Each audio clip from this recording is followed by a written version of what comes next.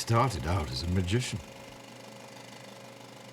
We were very successful, I must say. We even had our own theatre. In the end, I built my own camera, and so the great adventure began.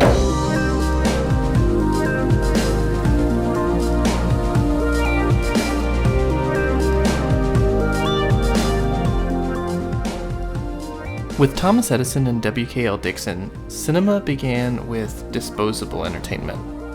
Just the simple pleasure of seeing a picture move. The Lumiere brothers took the camera outside and showed the real world, but now imagination was about to break into the movies.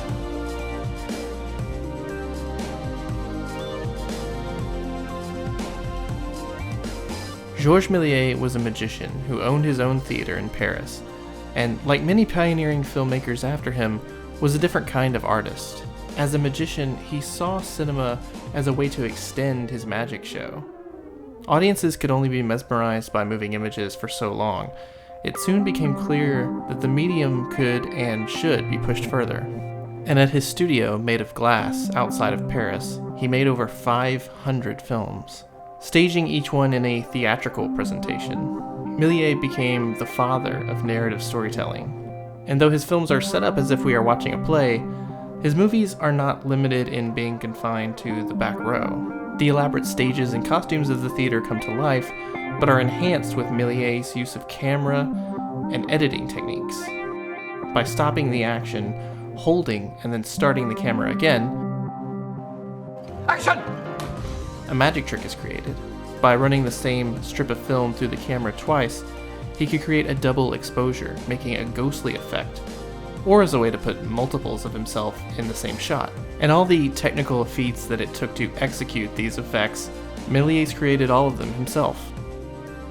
The whimsy, sense of humor, and of course, the wonder of these effects quickly made Méliès' films internationally famous. His most enduring film, A Trip to the Moon, often cited as one of the first science fiction films, contains all the trademark elements of Méliès. Striking images, special effects, imaginative set and costume design, each giving his films a dreamlike quality. The success of A Trip to the Moon was far-reaching, no thanks to Thomas Edison, this series' favorite punching bag, who made many copies of A Trip to the Moon and sold them as his own. It's a little ironic you were so obsessed with copyright, Thomas. Nevertheless, the film presents something new that had not existed in cinema before. Not just a sideshow attraction, but a sense of escapism into another world. What Méliès does, in essence, is popularize narrative cinema, which from here on out will send film on its trajectory to become the entertainment medium we know today. With his films, you could get lost in the movie, just as you would watching a play or reading a great novel. Before the 20th century even began, Méliès had some of the first horror movies, satires of religion and politics, adaptations of fairy tales and great literary works. In fact, it's difficult to find a popular film from this year that doesn't in some way use the editing techniques that Méliès popularized. The same year as A Trip to the Moon, you can already see the influence of Méliès in this short, which almost plays better as a gag because of how deadpan it comes across. This is yet another example of using the tricks of editing to make surrealist humor. We see his double exposure techniques here used to bring giants to the screen, but I think it's also worth noticing that Méliès' presence in his films as a showman is very charismatic and translates even without sound. This sort of presence in film will eventually translate into the recognizable movie star, and in 1902 we see others trying out this vaudevillian type of character work.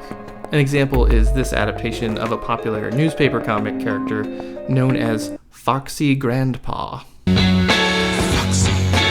With Méliès, we also see a specific point of view. At this time, there's already propaganda films, such as this one, Alcohol and Its Victims, a film pushing moralist values. But mostly I just brought it up because look how awesome this poster is.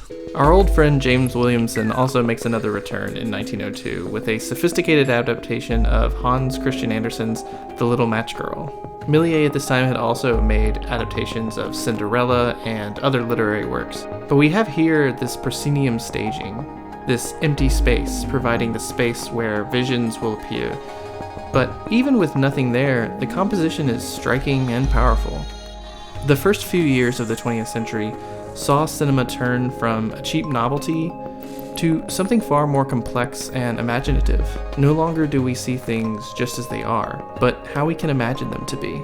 If you've seen Martin Scorsese's film Hugo, you'll know that as fast as the trends shifted towards fantastical films, they shifted just as quickly away. By the time World War I began, Méliès' films began to drop in popularity, and he was soon forgotten, with most of his films being lost forever. Most of the citizens of Paris having no conception that they are walking by one of the great artists and geniuses of the 20th century, working at a toy booth. One of the great cinematic artists to first manipulate time, space, and the first one to embrace the essence of cinema, the illusion. Because sometimes it takes more than technical ingenuity to further an art form. It takes imagination. Hello everybody, I'm on camera this week. Thank you so much for watching this video. This is a series where I'm going to be going year by year throughout the entire 20th century, deep diving into cinema history. Right now I pretty much work a full-time job here at this studio. So making these videos I pretty much do in my spare time. So it really means a lot to me that you like them and watch them. How does Nerdwriter make this look so easy? Also, leave me comments down below. Make sure you get into, intense political fights and debates. Okay, that's all I have. I'll be here.